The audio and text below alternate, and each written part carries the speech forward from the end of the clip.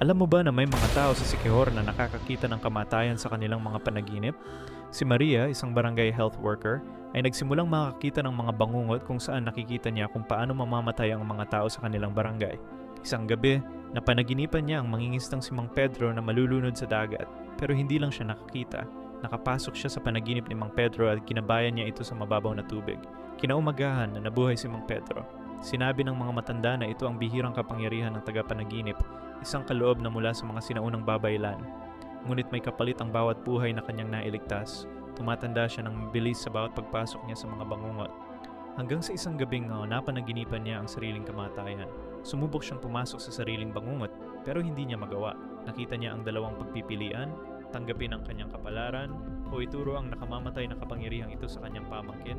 Ang tanong ay, ano ang pipiliin mo kung ikaw si Maria?